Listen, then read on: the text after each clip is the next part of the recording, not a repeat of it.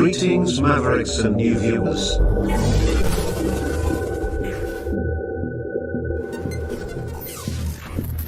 Tonight, direct and live from the Maverick News Network World Studios. This is Maverick News with Rick Walker.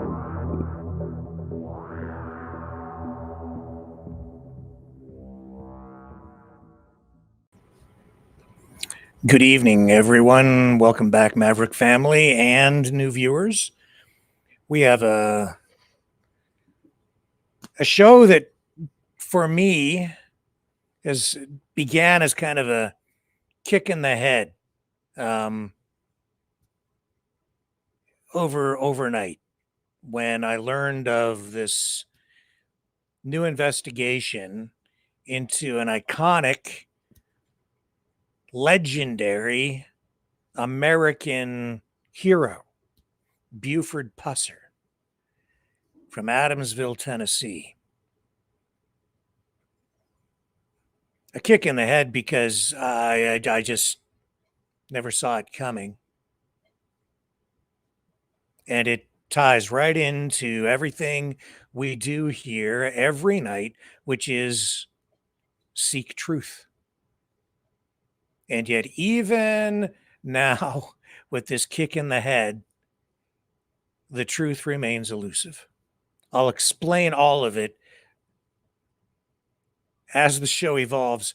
You're going to want to stay tuned. This is a shocking story. It's a story about the sheriff who inspired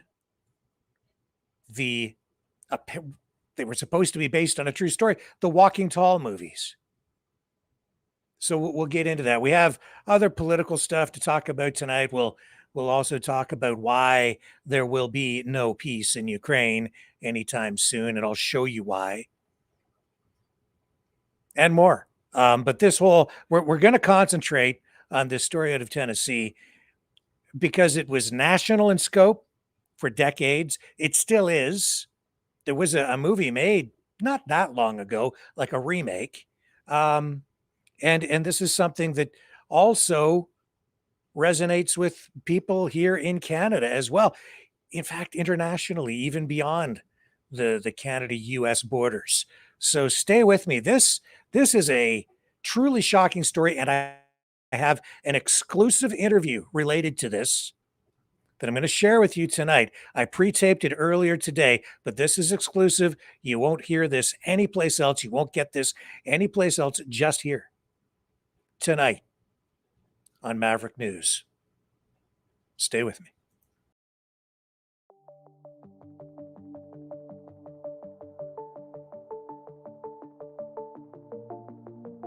Greetings, brave Mavericks.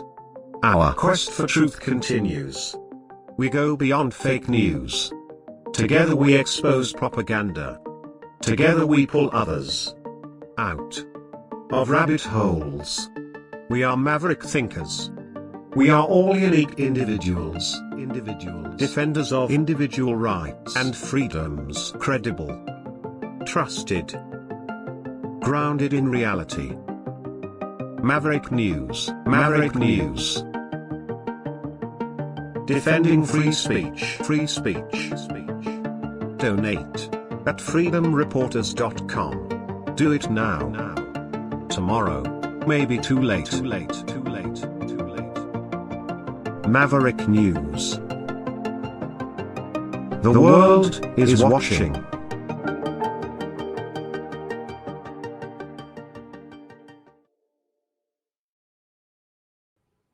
All right, first up, I just want to highlight some of the newest developments going on the Ukraine-Russia war front. We had all that political performance art in Alaska, where Putin meets Trump. Then we had the European leaders accompany Vladimir Zelensky to the White House. They all sit in front of Trump's desk for a big meeting. They're talking about security guarantees and all of these things. Not a lot has changed, except that things have escalated. Russia has increased drone attacks. Ukraine unveils a new cruise missile, the Flamingo cruise missile. I showed you that the other night. European leaders still ramping up, getting ready for something. NATO increasing spending. Trump saying, we don't want to pay for anything anymore, but we'll sell you the weapons. All that's going on. And then I thought, well, tonight, let's take a look and see what's happening or what's being said in Russia with regard to all of this. Because, well, all this has been going on. They're all talking about peace and what it's going to take to bring peace. But, the European leaders, Zelensky, Trump, the Trump team, they're all talking about that. And where's Putin in all of this? He's just sitting back, not saying much of anything, except, he's not budging on his position. Hasn't made any concessions, even though Trump said that he has. So I thought, well, we'll take a look. So here's RT tonight. And this is why there will be no peace. Not anytime soon. And I'm pushing aside a lot of the reports that I'm seeing online about who's making gains on the front lines. There's a lot of back and forth, especially on the naval front, and talk about Odessa and Zelensky trying to take back Crimea and access to Tidewater and all of these things. But all that aside, just look at the headline here. RT, Ukraine operation will continue, top Russian general says. Well, yeah. So there you go. He says Kyiv's forces are retreating and being forced to plug holes in the front line. Keep in mind, this is the Russian perspective, okay? Russian forces, he says here, will push their advantage and continue their offensive against Ukrainian troops. Chief of the General Staff, Valery Gerasimov, has said, and Russia's joint group of forces is pushing its nonstop offensive on almost all sections of the front line, he said at a Russian Defense Ministry briefing on Saturday. And an analysis of the state of Ukrainian troops shows that in the spring and summer, the enemy concentrated all its efforts on slowing down our offensive while suffering heavy losses. Point is, they're just saying straight up, they're not stopping. And that's in Russia. That's RT. So let's stay with RT. Let's take a look at this headline. And what are they highlighting? Well, in their own way, what I just also alluded to. It says Brussels preparing for a long war, not peace. EU state. The EU wants to spend tens of billions of euros on Ukraine's military, Hungarian foreign minister has said. And the EU is preparing for a long war, it says here, rather than seeking peace in the Russia-Ukraine conflict. According to the Hungarian foreign minister, the European Commission has effectively acted as the Ukrainian Commission, quote, prioritizing Kyiv's interests over those of its own member states, he said on X after a meeting of the bloc's top diplomats in Denmark Saturday.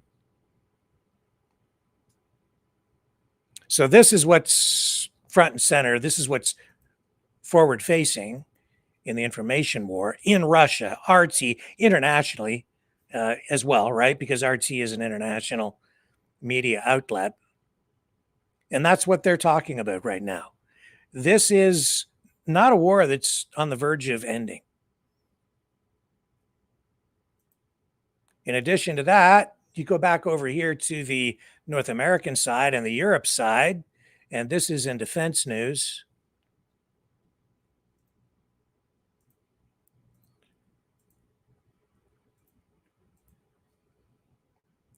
And last night, recall that I played that clip from former National Security Advisor Jake Sullivan, who talked about his interactions and communications with foreign leaders, foreign dignitaries around the world, even since leaving his post at the NSA and as National Security Advisor, saying that now U.S. allies are trying to de-risk from the United States and many countries now see China as a more favorable option when compared to the United States for things like trade and even defense, because they're worried about the actions, the behavior of the Trump administration, while praising him to his face behind the scenes. A lot of people are very worried because there are very clear signs that the United States has become an unreliable partner in many respects. That being said, you're seeing divisions even within the United States, and various levels of government related to all of this. You've got the neocons, the more traditional conservatives, the liberal Democrats, the whatever flavor or brand of political affiliation you want to put on somebody. You're seeing that these camps are developing, and you've got the strong, hardcore MAGA people who are like, no more involvement in these foreign wars. But there are divisions right within the United States. So it's almost like two Americas have emerged as a result of all of that. And internationally, we're seeing more of a commitment from these NATO countries. And in defense news, there are indications and reports saying that NATO members, all of the allies, will meet their 2% defense spending target this year. In this publication, they're saying NATO said all alliance members will spend at least 2% of their GDP on defense this year, the first time for that to happen since the spending target was set more than a decade ago. 3 countries, Poland, Lithuania, and Latvia, are on track to meet a more ambitious target for 3.5% spending set at a meeting just over 2 months ago, which we reported on here, according to data on allied defense spending published by NATO this week. European NATO countries have raised their defense budgets following Russia's 2022 invasion of Ukraine, and also in response to criticism by U.S. President Donald Trump that allies weren't spending enough. NATO members agreed at a June summit in the Netherlands to channel 5% of GDP into defense, including 3.5% on core defense. It goes down, and it says here about Canada, quote, in 2025, all allies are expected to meet or exceed the pre-summit target of investing at least 2% of GDP in defense compared to only 3 allies in 2014, NATO said. Over the past decade, European allies and Canada have steadily increased their collective investment in defense. The data excludes Iceland, which is a NATO member but has no armed forces, and as such doesn't have a traditional defense budget. So it goes down, and it does highlight a little bit about Canada here. European, NATO, and Canada invested 2.02% of their combined GDP in defense in 2024 from 1.43% in 2014.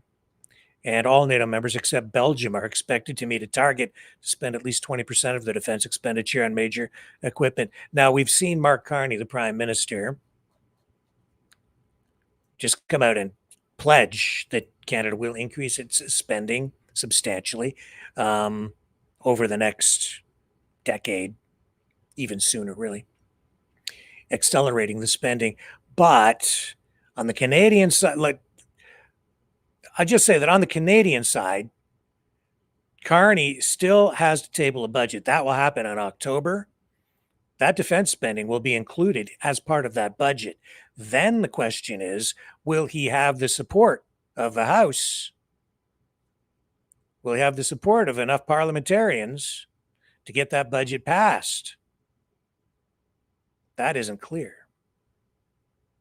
And if that budget isn't approved, it could trigger another election, because the defeat of a budget, almost always, it is a vote of confidence. If you don't have the confidence of the House enough to get your budget passed, then that is an indication that you don't have the confidence to continue as a governing party, and it could trigger an election. So we'll see what happens. I see already with Poilievre being reelected in that Battle River Crowfoot riding out in Alberta. So he now has a seat back in the House, so he can resume his duties in a full way as leader of the Conservative Party.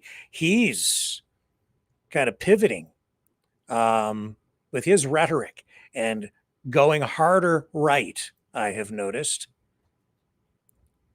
And we have this clip coming up with him here. Now, this is not directly related to the NATO spending targets, but I will just circle back for just a moment and just say that all of that should very, very well tell you that Europe is ramping up its spending. They're pledging to buy more weapons from the United States, while at the same time, they are developing more of their own weapons manufacturing base.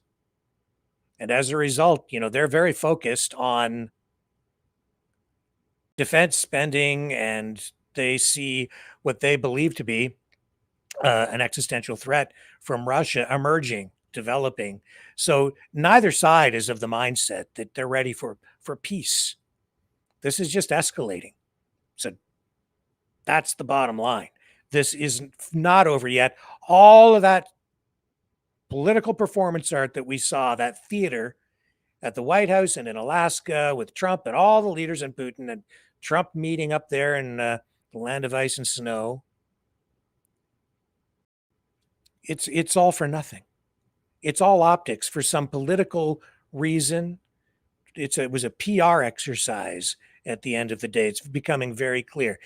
And the politics, like the political climate continues to become more and more polarized around the world. Saw comments from Italy's leader today criticizing, who was she criticizing? Oh, yes, Macron in France. So there are fractures showing within NATO as well.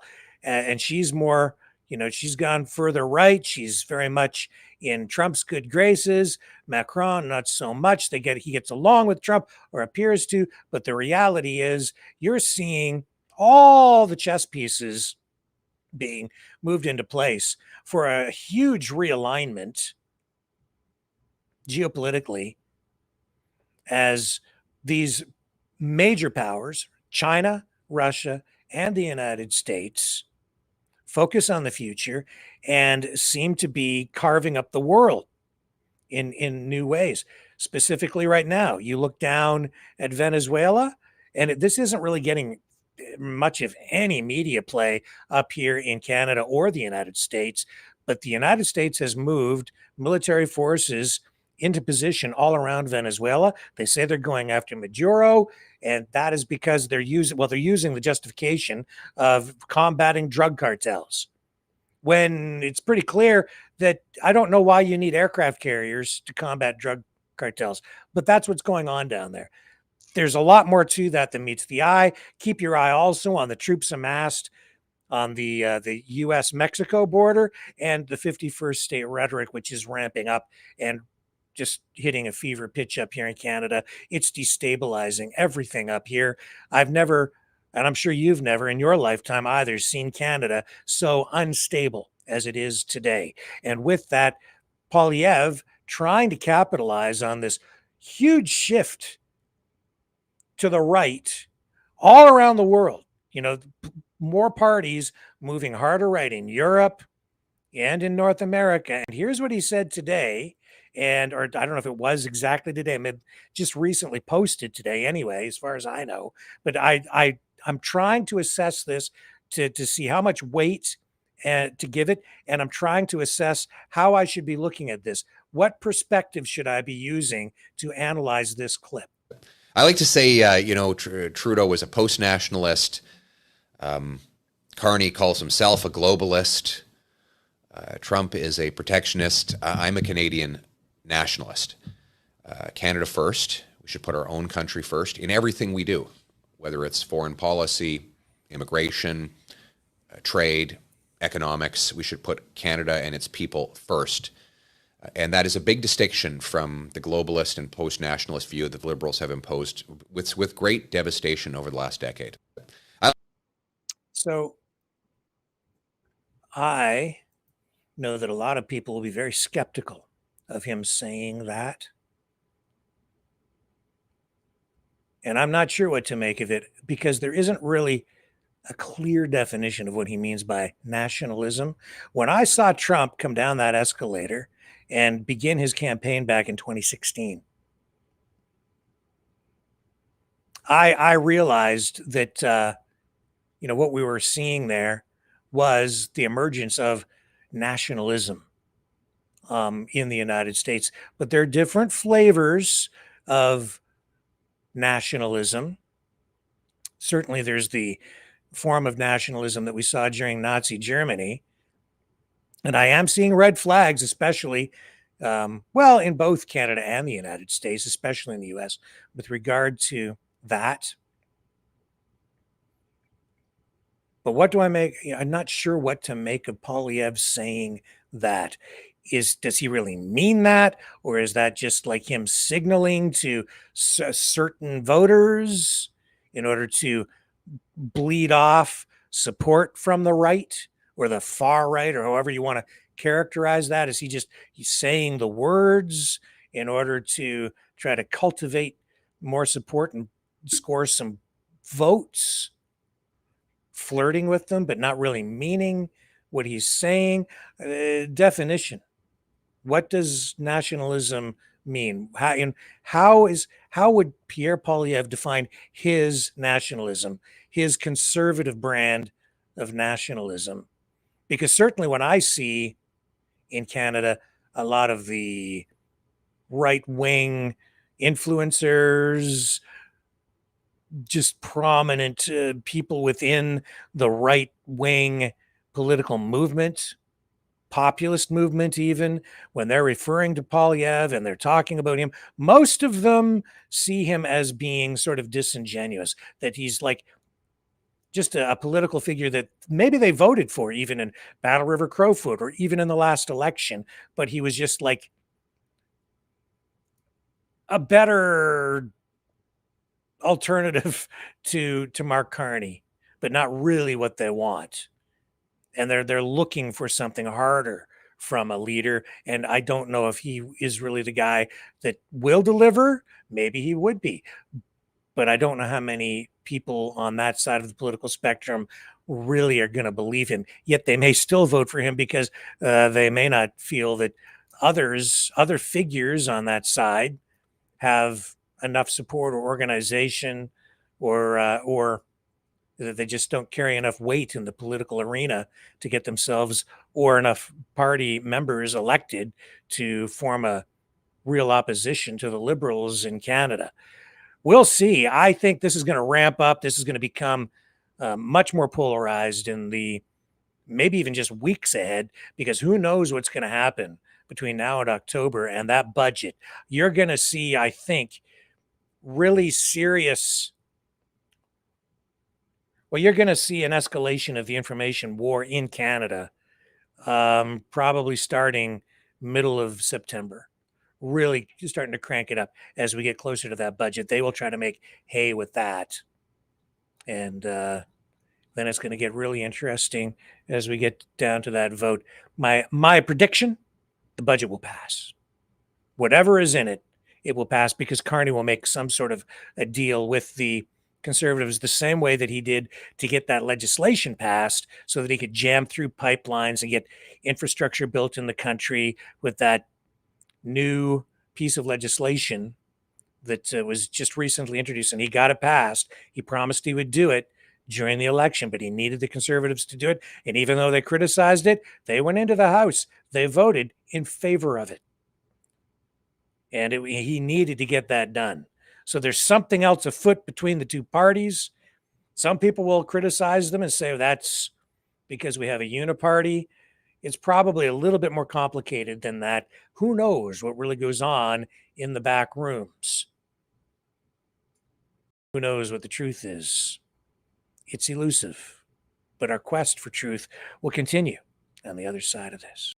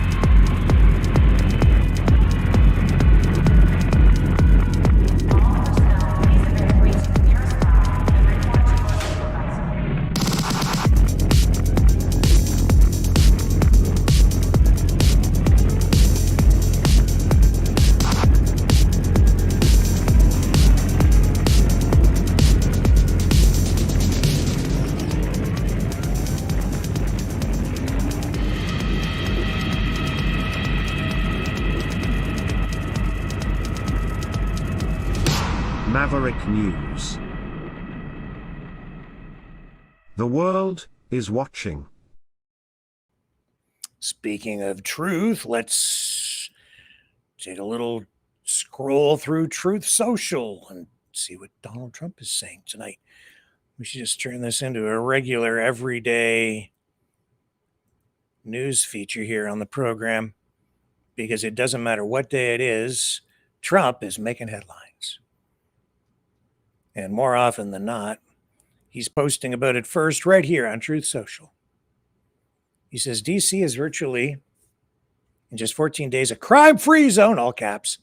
The people living and working there are ecstatic, triple exclamation point. President DJT.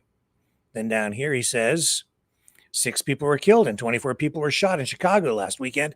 And J.B. Pritzker, the weak and pathetic governor of Illinois, just said that he doesn't need help in preventing crime, all caps. He is crazy, all caps, triple exclamation point. You better straighten it out fast or we're coming, exclamation point. MAGA, President DJT. What's the video? I don't know. What is this? He's taking us off site, and there's no video link to whatever it was that Donald Trump was posting there. Well, I can say this. Be careful what you ask for. You might just get it. And regardless of how they're spinning it in the media, the reality is they do have National Guard troops armed on the streets of Washington, D.C. Unprecedented. And people said, oh, no, he'll never do that. No, he doesn't want to put the National Guard into other cities. Yeah, he does. You're seeing it right now. He's clearly targeting Chicago. So look for National Guard troops on the streets in Chicago next. That's a military force deployed against the people of the United States. And you're seeing the ugly side, the underbelly of the entire operation, if you care to go look. But on some media outlets, it's very sanitized. And a lot of people applauding for the loss of rights, because due process has gone straight out the window. Now, let me move along. You got the Trump tariffs, still major point of controversy. A lot of people are like, elbows down, elbows up, and they're criticizing Canada for sticking up for itself, regardless of who's in power. Of course, being a Canadian, I want Canada to defend itself one way or another and take a stand to defend its own interests. I don't know how you can be Canada first and then sit there and call for the country to just cave in and give up, surrender. Well, Canada hasn't done that, and we may not have to worry about it too much longer. Maybe. It's hard to say at this point. We saw just this week that Trump's tariffs have been declared illegal, unconstitutional. And a lot of people wondering where that leaves everything.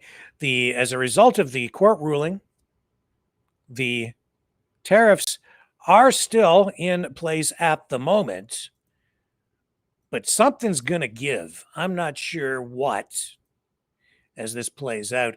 Not sure if there can be some sort of an appeal launch, what the Trump administration will do here, but he's justified these tariffs by saying that there has been this trade deficit with all these countries around the world and that it's an emergency and the courts are ruling otherwise, saying that you can't justify that given that these trading relationships have been in place the way they are or were for decades. And so here's reports like this tonight. President Donald Trump audaciously claimed virtually unlimited power to bypass Congress and impose sweeping taxes on foreign products. Now a federal appeals court has thrown a roadblock in his path. The U.S. Court of Appeals for the Federal Circuit ruled Friday, as we told you, that Trump went too far when he declared national emergencies to justify imposing sweeping import taxes on almost every country on earth. And that's true. It's weird. The ruling largely upheld a May decision by a specialized federal trade court in New York. But the 7-4 appeals court decision tossed out a part of the ruling, striking down the tariffs immediately, allowing the administration time to appeal the U.S. Supreme Court. So it's going to wind its way through the courts. Don't know how this is going to end up. Trump's on again, off again, half on, partly on, all gone, back on. Tariffs causing all kinds of chaos. And this just creating even more uncertainty, because if the legal challenge is successful, it could completely end Trump's economic plan, his strategy, which hinges right now entirely on tariffs. And again, some people saying, well, just in the call in the other night, Rick, how come you didn't see what Trump is about? What's different now compared to the way it was during Trump 1.0? It's entirely different. His economic strategy is entirely different. He didn't go to war economically with the entire world using tariffs the last time.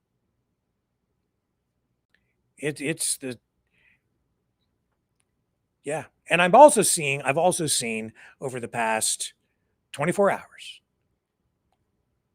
clips from the governor of the Bank of Canada, other experts taken out of context to make it look like or sound like they're saying that Canada's counter tariffs make the economy less efficient and that cuts GDP. When in reality, what those clips were really saying, what they were really saying in those clips, was that tariffs in general result in less economic output because they mute or they slow down or hinder efficiency within the economy, because they send distorted signals, market signals, and businesses and individuals react accordingly and end up sometimes engaging in economic activity that is less efficient than it could be. And so you have opportunity cost that results in just lower GDP output, significantly lower. And we've seen that on the US side alone, GDP productivity cut by about half compared to previous quarters from the previous year. So when Biden was in power with his economic policies, it was actually better than what you're getting right now. This is not good for blue collar workers, low income people, the average American. The point that I'm making is nobody wins in a tariff war. Everybody ends up losing. It costs everyone. Now, Trump may be able to point to some countries and end up saying, well, we're better off than they are, or this country, we showed them because now they're really screwed.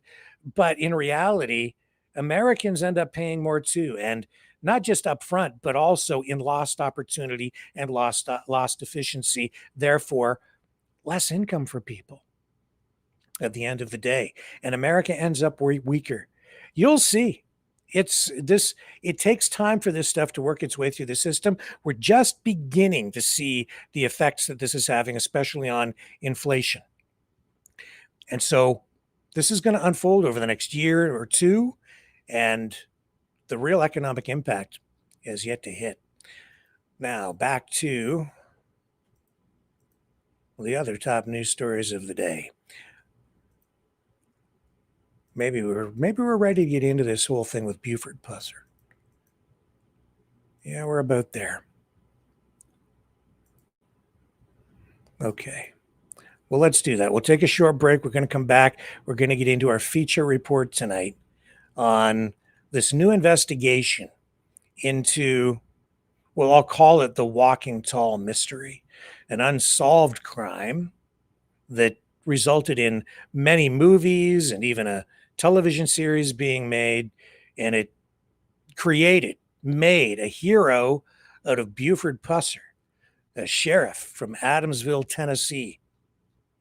But was he really a hero or a killer?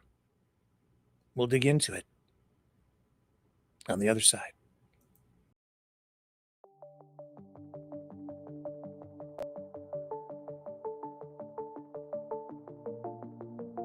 Greetings, brave Mavericks.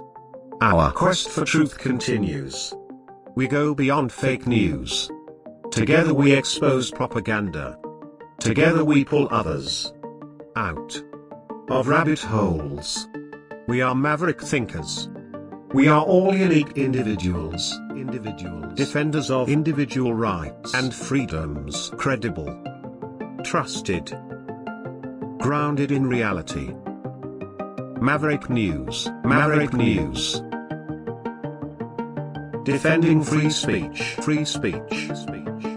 Donate at freedomreporters.com. Do it now. Tomorrow may be too late. Maverick News. The world is watching.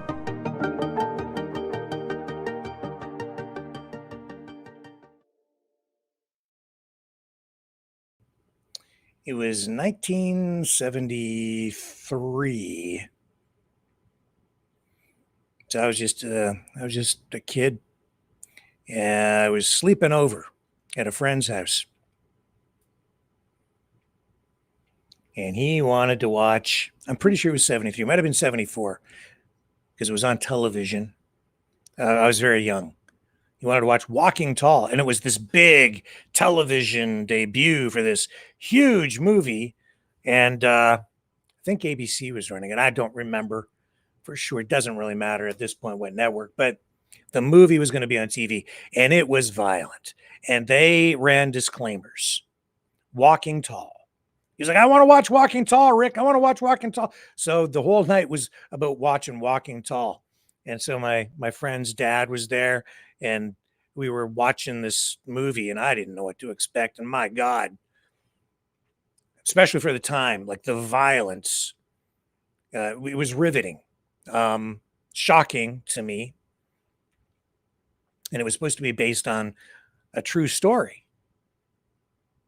Buford Pusser, Walking Tall, legendary heroic sheriff from Adamsville, Tennessee, and his wife was murdered in a horrific shooting involving people that he says were, or said at the time, because he's passed away, said came up on their car. He was going out on a call in the middle of the night, I guess, and he brought his wife with him for the ride. Or was it in the movie? It was daytime, but I think in the story that was related to it actually happened in the evening. His wife's riding. These cars pull up alongside, and they start firing a hail of bullets. His wife is killed. He gets his face shot off, but survives after many surgeries in the hospital. He becomes this legendary lawman, and he'd been already, making headlines as a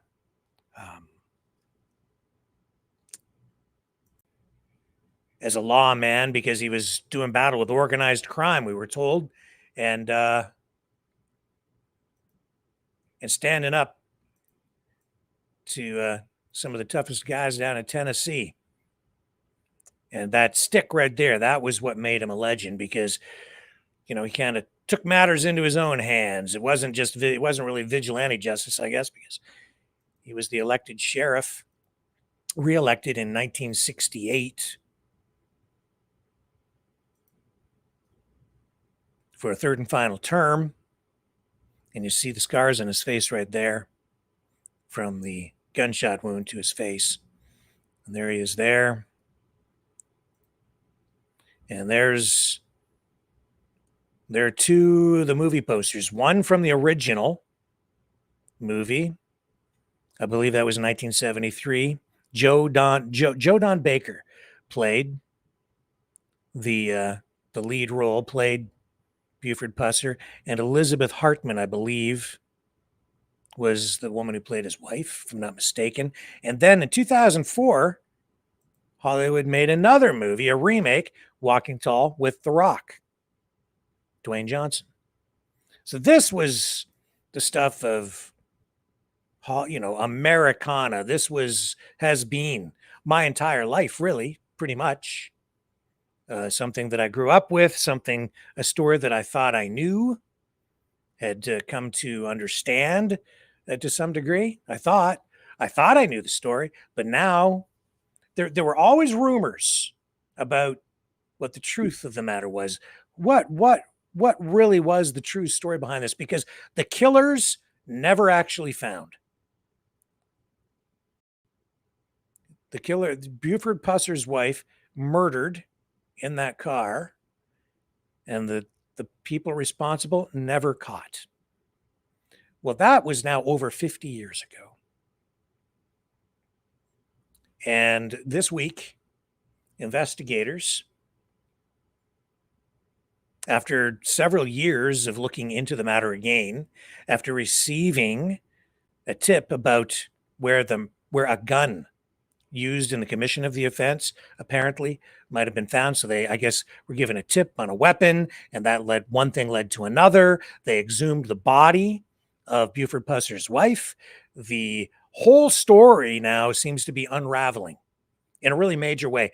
These rumors about, what the truth really has been hidden all these years, now it looks like it is actually maybe coming out. News conference. Became aware of it overnight.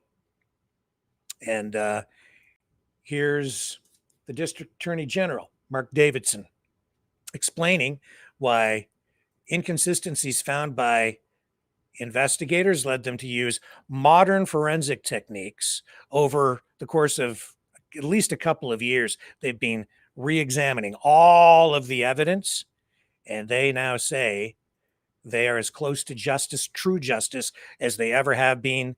And they're saying that the sheriff probably killed his wife.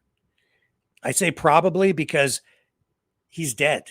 He died in 1974. We'll get into that. But now he can't be charged and taken to trial. Wow. 58 years later. A voice from the grave.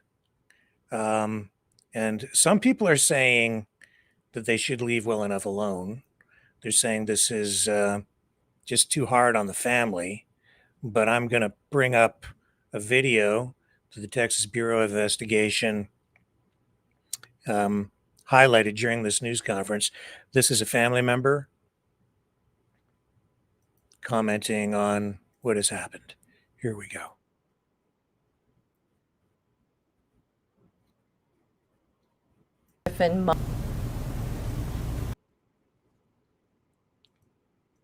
And this story is being highlighted here tonight because this investigation and the revelations coming from it really just mark the beginning of a new chapter in this story. It is not over. The impact from this, it affects a lot of people. The entire community of Adamsville today exists the way that it does. Its identity has largely been shaped by this story. I will show you. This is the Buford Pusser Home and Museum. Yeah, they have an entire museum.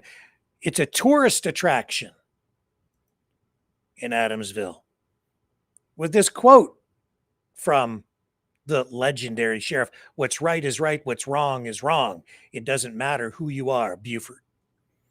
Viewed by many down there as this iconic hero who always stood up for what was right. Always rumors in the background that he may have been involved in the very organized crime that he purported to be fighting, that he may have actually been responsible for the death of his wife. Now, this new investigation, new forensic techniques being used, the exhumation of the body, all of the evidence pointing directly at him as being the culprit, the person who was responsible, who perhaps staged the entire crime scene. and maybe shot himself, because the evidence shows that the wounds to him, apparently, according to what the investigators are saying, that it was self-inflicted and from a close range, or appears to be. But of course, there will be no trial because Buford Pusser passed away in 1974. He was a very interesting character. Yes, he actually wrestled and defeated a live grizzly bear because he, as you'll see here in a moment, he also had a brief career as a professional wrestler.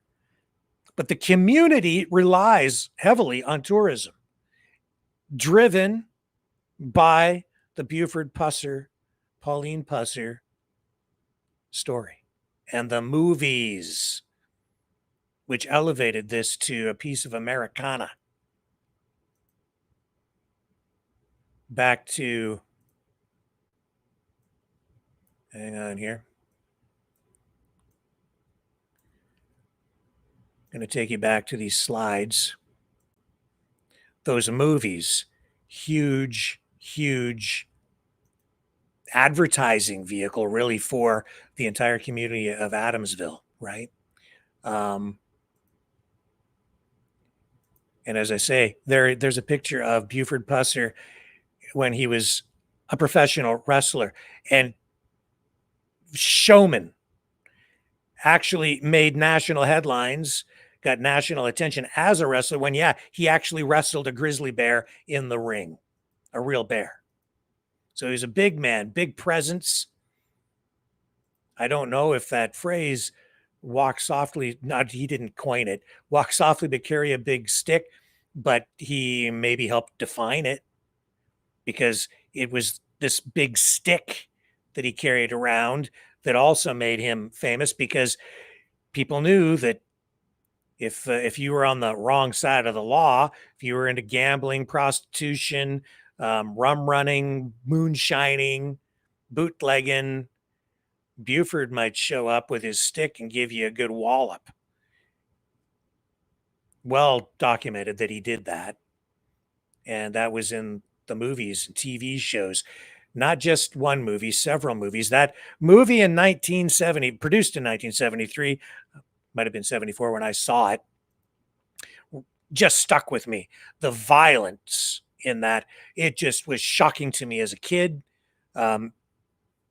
Sign of the times, I guess, by today's standards, still violent, very violent. I can't show you too much of the clips, too much from it tonight, because I don't want to get a copyright strike, because it is still a copyrighted movie, even the 1973 version.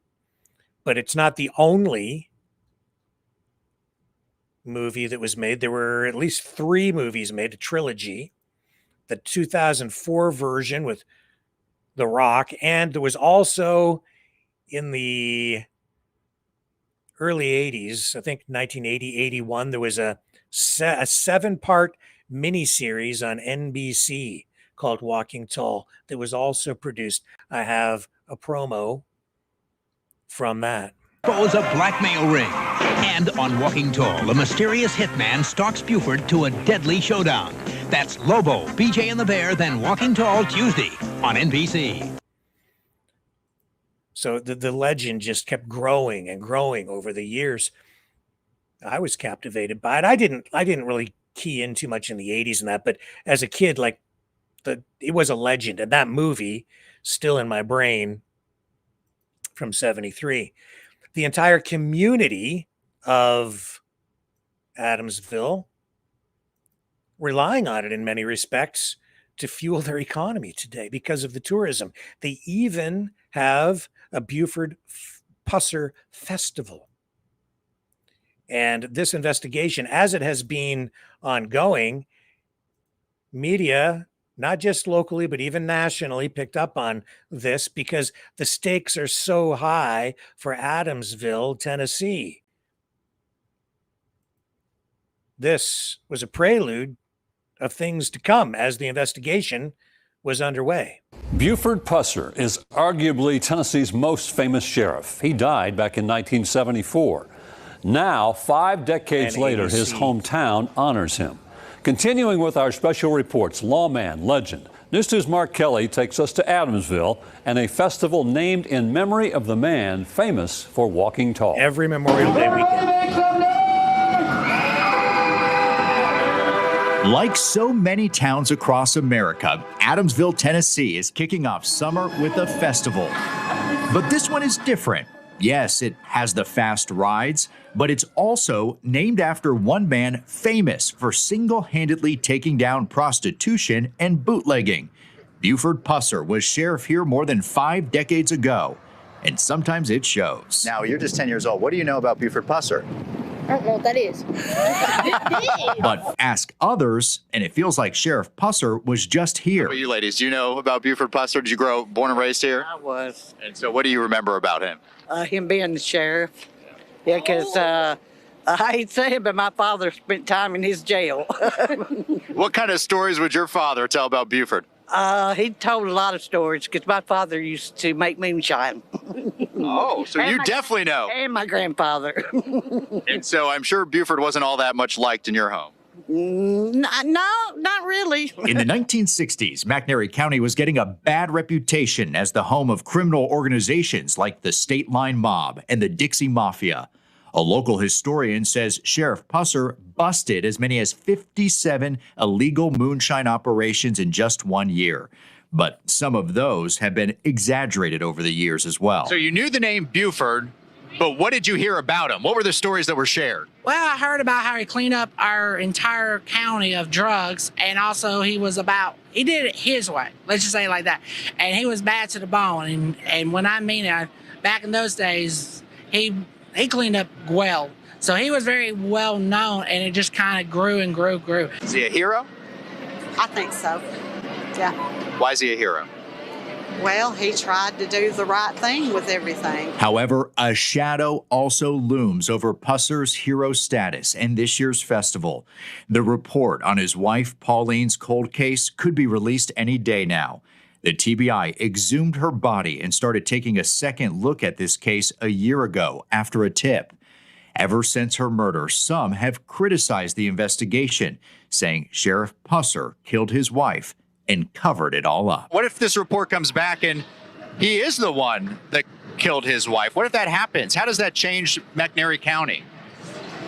I don't know. I guess a lot of people would change their mind, but I'd just say let the festival go on and leave everything where it's at. I mean, I don't think he did. So You'd say just let it rest. yes, just let it rest. In Adamsville, Mark Kelly, News 2. So then the question is that the right thing to do? Just let it rest? Tennessee Bureau of Investigation trying to give Pauline Pusser a voice from the grave. Do you want the truth? Can the community handle the truth? Can they afford the truth? Where controversy goes, politics is sure to follow, or maybe vice versa, or both go hand in hand.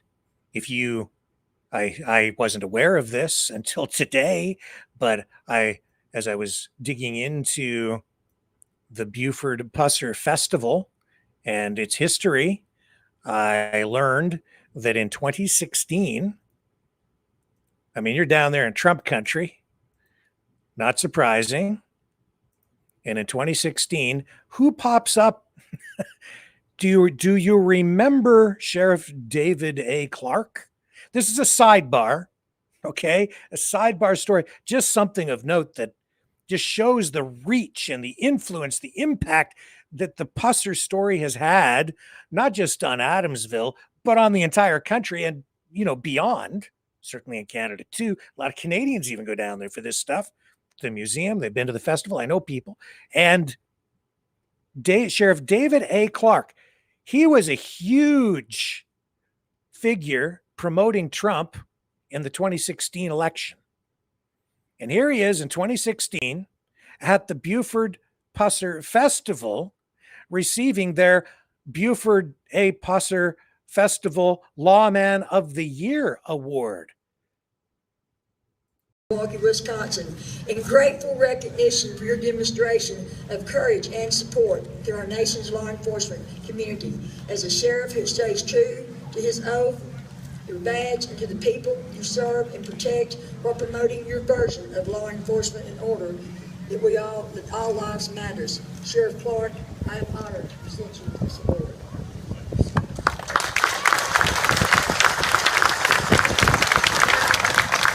Words for Sheriff Clark is going to speak to you, because I know you'll want to hear this in person, not just on TV. Truth is stranger than fiction. I don't know if do you remember Sheriff Clark? I certainly do. He was, a huge figure that Trump kept referring to. He was on Fox News. He was he started to do the speakers, circuit. And in, I think it was 2016, 2017, he made just as much from speaking engagements as he made from his job as a sheriff in Wisconsin. As a result, about a year later, he resigned from his position. Now, no reason in his resignation letter was given, but it is interesting to note that he was just immersed in controversy after endorsing Trump, going down there to Adamsville to get that award. So idolized by many, and another lawman thrown into controversy. He was accused of being negligent because of a death in prison, which involved dehydration of an inmate. It was deemed to be a dehydration homicide and a stillborn baby after a shackled inmate gave birth. And he was also ended up being barred from Fox News after all the Trump stuff in 2018 because he was criticizing the network. So he just no stranger to criticism and controversy. I thought, honestly, when I was viewing Sheriff Clark back in 2016, he seemed like a very straight shooter, very conservative, obviously. But he absolutely was a polarizing figure as well. Anyway, that's just a bit of a sidebar. So there he was at that fair. I was like, holy smokes, it's David Clark. And remember, here's a clip from Clark at the Republican National Convention as Trump was seeking election for his first term. Just in case you didn't get a good gander at him, I'll bring it up here, full screen. And I'll give you this clip from the Republican National Convention with Sheriff Clark. You'll remember him when you see this. Ladies and gentlemen, I would like to make something very clear. Blue lives matter in America.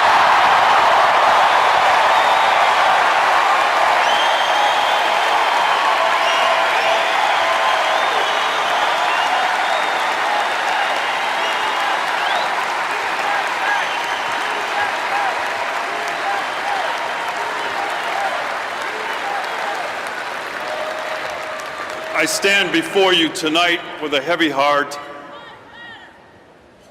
as the law enforcement community prepares to bury three of Baton Rouge, Louisiana's finest.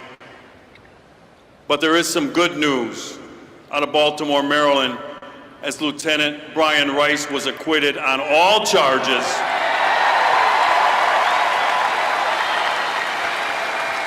in the malicious prosecution of activist State's Attorney Marilyn Mosby.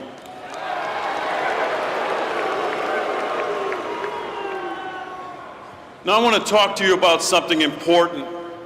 Indeed, a concept that 5 law enforcement officers were murdered and 9 more were wounded for earlier this month, and for which 3 more were murdered 2 days ago in Baton Rouge, Louisiana. And that is the importance of making America safe again.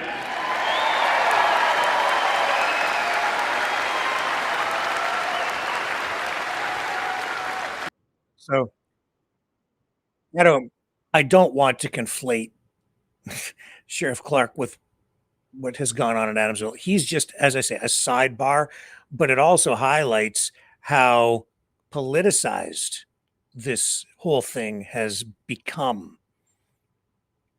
As the Texas Bureau of Investigation reveals the results of this in-depth investigation, which they are now going to be using as a teaching tool,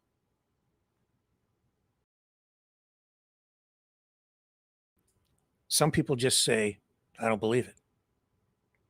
And they're criticizing the investigators for opening the case, reopening the case. You know, you heard it in that report. Just let it lie. Is that justice? If he did murder his wife, is there not at least some sort of justice in bringing the truth forward? Do you owe it to her? Do you owe it to the family?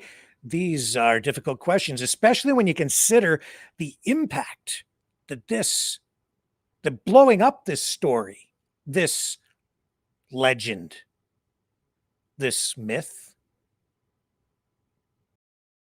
the impact that that can have, the negative repercussions that it can have on the entire community. So much so that the mayor of Adamsville is going to be having a meeting, I believe, within days, sometime this week, a community meeting to discuss what is the community going to do now, because they rely so much on tourism. Their festival, the museum, they have businesses in town, restaurants, all kinds of other businesses that cater to tourists who come from all over the United States and certainly Canada and even parts of Europe to visit because of the movies, the story, the legend of this taking care of business, no messing around, no nonsense lawman from Adamsville, Tennessee, Buford Pusser, the inspiration, the guy who carried the big stick and inspired those movies and that television series, Walking Tall, worldwide fame as a result. Well, these are complicated questions. It's extremely unfortunate. So even today, people have benefited financially. The community has benefited in many ways because of this legend.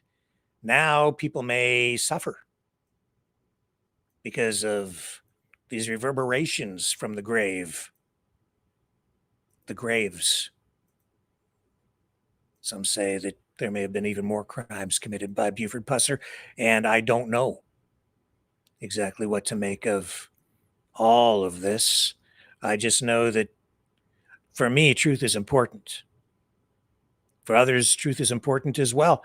But some people maybe can't afford the truth.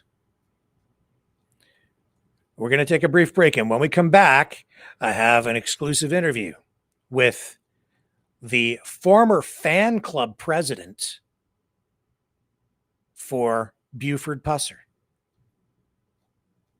who talks to us tonight about what impact this is having on the community and even on her own business.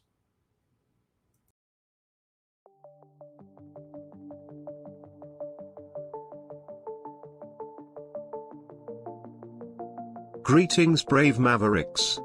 Our quest for truth continues. We go beyond fake news. Together we expose propaganda. Together we pull others out of rabbit holes. We are maverick thinkers. We are all unique individuals, defenders of individual rights and freedoms, credible, trusted, grounded in reality. Maverick News, Maverick News. Defending free speech, Donate at freedomreporters.com. Do it now. Tomorrow may be too late. Maverick News. The world is watching.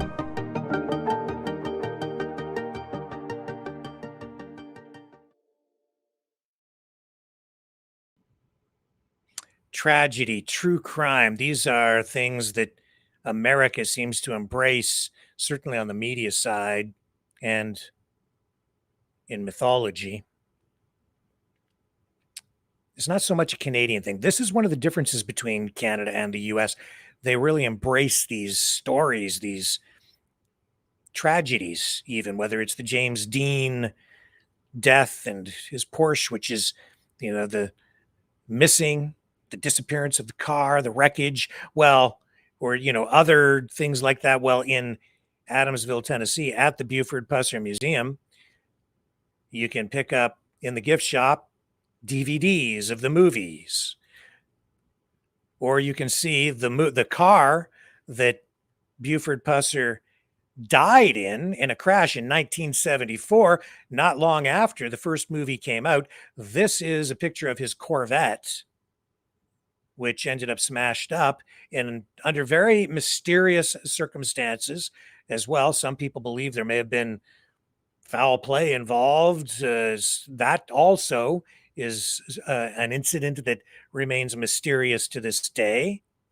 Buford Pusser killed in crash, walking tall as sheriff in McNairy. There's the Memphis Press Scimitar headline. That was in August of 1974. There's the media advisory going out, letting everybody know that the whole case has been revisited, reopened, that new evidence suggests that Buford Pusser killed his own wife, and the wreckage from that car, as you can see right there, that's on display at the museum. You can go see that car, and a lot of people do. Now, this is the owner of Kokomo's 50s Diner in Adamsville, Tennessee. This is Cora Daniel, restaurant owner. She is also, when she was 17 years old, the president of the Buford Pusser fan club. I got a hold of Cora today, and she graciously granted me this interview, which I'm sharing with you here now tonight on Maverick News.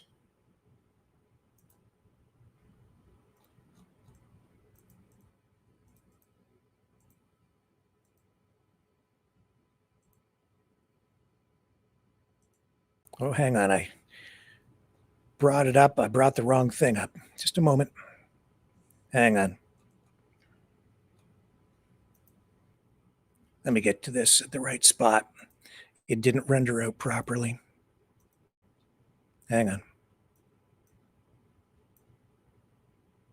Should have rendered out properly. Here we go. I got to get past the rings. Let me roll this, and we'll get it on the other side. Hang on. Let me take another break. I apologize. Coming right up.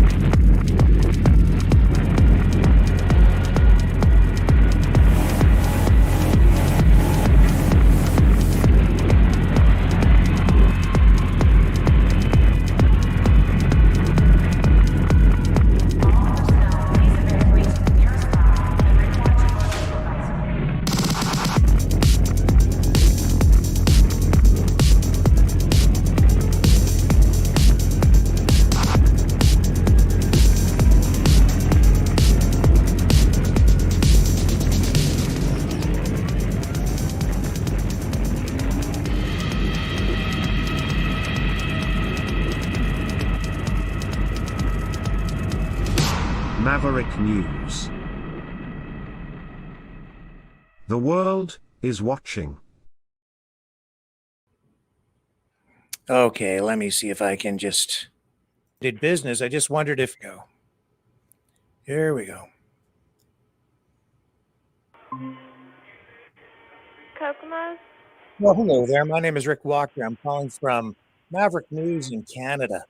I'm just calling some local businesses in your town to get reaction to this new investigation into the Buford Pusser case. And I know that you're a tourist-related business. I just wondered if you guys thought this might impact your business there.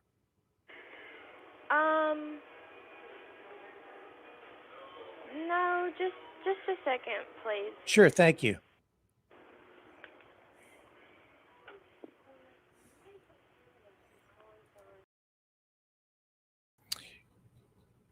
You know what? It's the wrong version of the clip. So that's I cut out a little bit of the stuff, the junk. So let me just recue. I have to find the actual edited, rendered version for you. I do apologize. I do have it. Just one moment.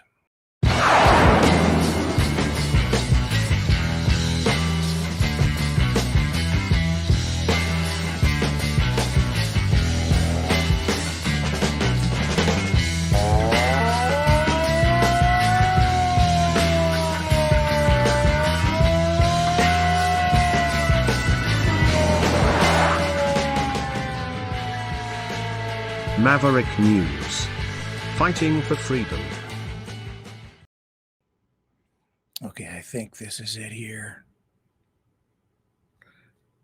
I'm pretty sure we got her now. Just went to the wrong file folder. There we go. This is clean. Hello? Hello, my name is Rick Walker. I'm calling from Maverick News in Canada. Mm-hmm. We've become aware of the new investigation into the Buford Pusser case, and something I grew up with myself, even up here in Canada, very aware of the legend of the sheriff. But because of this new investigation, I'm just I'm calling around to some different businesses in your community to get reaction and find out if you think this might have any impact on tourism or what impact it might have on the community. I'm not sure. It's also new right now, but in my opinion, I mean, I think it's crazy. Yeah. I mean, I don't know. I just don't think they can find out that kind of thing after this long. Yes. We thought it was ridiculous when they dug her up, just to try to find it, because I don't think they can prove anything after that many years. Yeah, over 50 years since he passed away, right? 57 years since she had been dead. Yeah. He died in 74, I believe. Yes. And she died in 67. But they dug her up last May, and it was just, we thought it was awful when they did that. I don't know what the motive behind it is, but I'd like to know, because I think there's something behind it. I see. That's just my opinion. And I think, I know all the family, and I know that they're being hurt by this and all the things people are saying. And I worked for him when I was a teenager, and he was not an evil person. I don't think he killed his wife. I see. So you knew him personally? You worked for him? I worked for him when he very first had his first movie. I was his fan club president.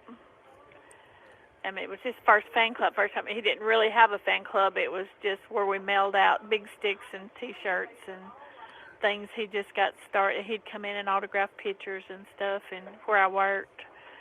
And he was just a super nice guy. As long as if you did bad, he wasn't nice. But yeah. Well, that's where the legend came from, right? He as a crime fighter. Exactly. We need more sheriffs like him today. Because I mean, yeah. If you did wrong, he would take care of you. Well, he was a family man and loved his family. I don't believe that he killed his wife. Yeah, but he a man of presence too, because he was a large man. I think he have a background in wrestling at one point, even. He did. Yeah. He did. Yeah. Yeah. So the impact that his story is, I mean, the whole community there really is today shaped around the legend, the story. They are the whole community. So, I mean, I don't know. That's all we got. Why kill the legend, you know? I don't know why they're trying to do that. But there's always been rumors and stuff, but I just don't think he did it. That's just my opinion. So, Yeah. And, I mean, I don't think they can prove that he did. And it's just, as far as shooting himself, you know, if I was going to shoot myself, I wouldn't shoot myself in the face. You know, I just don't believe he done that either. Yes. Well, 57 years went by. I know that, as you just said, that there have always been these allegations surrounding all of it. And I guess even with this new investigation, they've said in the news conference, I think it was yesterday, that it still only reaches a level of maybe probable cause. Like, it's not a definitive decision. This isn't something they've actually proven beyond a reasonable doubt at this point. Right. Is that correct? As far as I know, that is. And they didn't, because they did not dig him up to check his wounds or whatever, where he was shot. But I mean, they just dug her up. And I think that might be her personal family. Her brother might have been behind it. But I don't know. And I guess at this point, with all these years that have gone by, we may never really know everything. Right.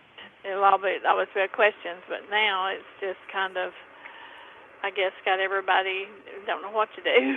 Yeah. How big is the festival and the tourism business as a result of all of this? Because there have been many movies. I think there was one even in, was it 2004 with Dwayne Johnson? Yeah. I don't know the year, but yeah, Dwayne Johnson did one. Yeah. Yeah, the festival's pretty big. I mean, they have a little carnival with rides and stuff. And, of course, since his daughter's been gone, the festival's not as big as it used to be because she really pushed it, you know. Uh-huh. But she's been gone for a few years now. And that was his only. All of his children are gone. He had 2 stepchildren and her, and so they're all gone now. So he has one great-grandson living in this town, and that's probably the closest he's got. His other granddaughter lives in Texas. Wow. And so you were the president of his fan club when you were younger? When I was 17. Yes, and I'm 70. Well, we have something in common there, I guess, because we sort of both grew up with Buford Pusser, because I remember as a young, preteen watching the Walking Tall movie on television. It was a huge movie, and it wasn't just something that impacted your community. It affected all of America. Have people. Well, see, I have a restaurant here and a small diner, and we have people all the time that come all the way into here, just to this small town of like 2,000 people, just to go to the Pusser Museum. Yes. So, not just from the United States, but from Canada as well. I know people from. We have people from everywhere come to just for that, and and the people at the museum, we're friends with them, and they send all their people down to us. And anybody that's coming through that don't know about it, we send them to the museum. Yeah. So the museum's his home, where he lived. Do you think that this investigation and publicizing it in this way threatens the community in some way? I'm worried about it, but I mean, I'm hoping that it'll just make us more popular. Well, controversy isn't always necessarily bad publicity. Sometimes it's not, and that's why I thought maybe they'll just make it more popular. Well, yeah. Listen, I really appreciate you taking the time to speak with me today. Okay, what was your name? Cora. My name is Rick Walker. I'm with Maverick News Rick. Up here in Canada. I appreciate you sharing these comments with me. Say something good about us, because we're a good town. Well, you sound like a very lovely lady, and thank you. And regardless of the outcome of the investigation, it's it's certainly still a big piece of history, and something that still is worthy of attention. Yes. I think. Yes, I'm hoping that it doesn't kill the legend in our town. I mean, hopefully it'll just all come. Everybody. They're having a town meeting, I think, about it, and trying to decide what to do, what's the right thing to do. Yeah. When is the town meeting taking place? I don't know. I haven't heard when. I just heard the mayor make a statement that he would be talking to people and trying to decide how's the best way to handle it. Yes. Well, I it sounds like you have a lovely community down there, and I haven't been, but I sure hope that the impact from this doesn't end up inadvertently hurting your community, or people down there end up suffering as a result of this. I appreciate that. Yes, Cora, and you have a lovely day. You too. Thank you. All right, take care. Bye for now.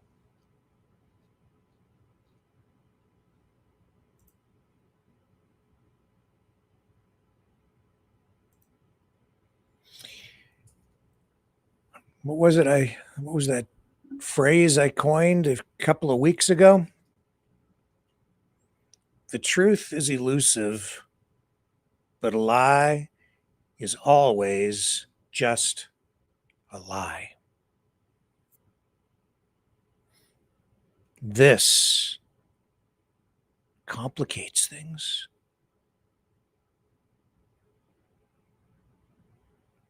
America may have been living with the Buford Pusser lie for 57 years. Look at the impact that has had.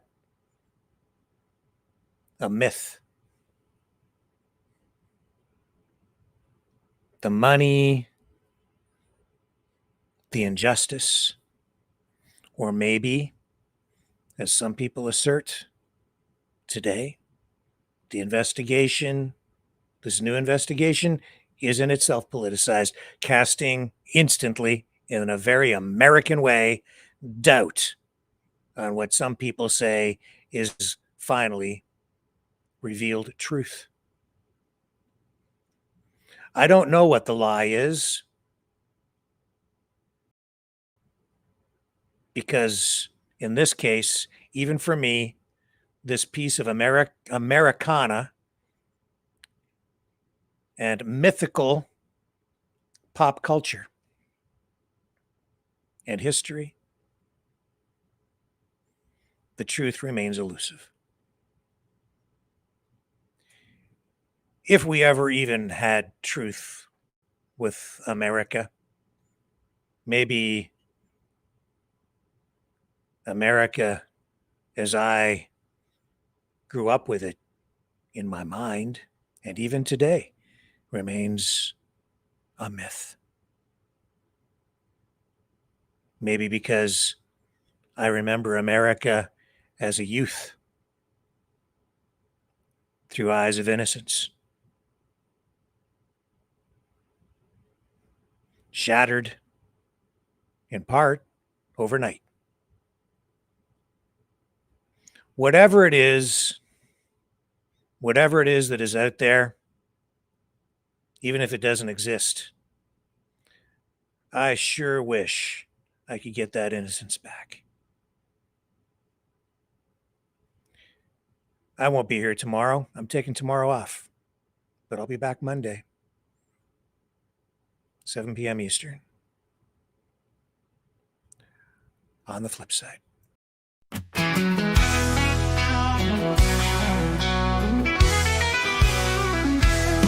Down in the heart of Dixie, where the rivers meet the land, there's a whisper on the wind, a call to take a stand. We're rolling out of town with our boots up on the floor, searching for the freedom that we've been longing for. We're riding on the open road with the stars as a guide, restoring pride in America with every mile we ride.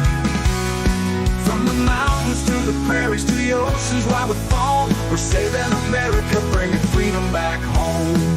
Got my guitar in the back and a flag flying high, we're singing songs of glory under the big old sky. From the south to the north, from the east to the west, we're on a mission to put our nation to the test. We're riding on the open road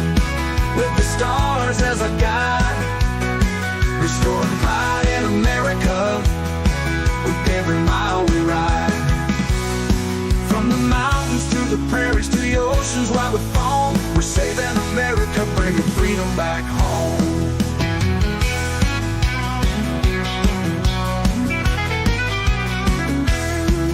There's a fire in our hearts, a flame that won't die. We're the sons and daughters of the red, white, and sky. But every mile we travel with our boots up on the floor, we're healing the land and making freedom ring. We've seen the cities, we've felt the country's pain, but we're not giving up, we've got so much to gain. With our hands on the wheel and our eyes on the prize, we're gonna lift this nation back to the skies. We're riding on the open road with the stars as a guide, restoring pride in America with every mile we ride. From the mountains to the prairies to the oceans while we foam, we're saving America, bringing freedom back home. So here's to the journey, here's to the fight, for the land of the free and the home of the light.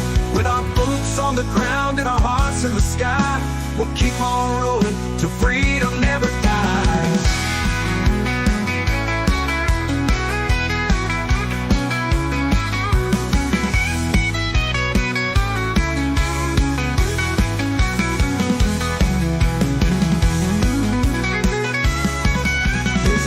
To the journey, here's to the fight, for the land of the free and the home of the light. With our boots on the ground and our hearts in the sky, we'll keep on rolling till freedom never dies. We're riding on the open road with the stars as our guide, restoring pride in America with every mile we ride. From the mountains to the prairies to the oceans while we foam, we're saving America, bringing freedom back home. We're healing never dies, we're healing never dies.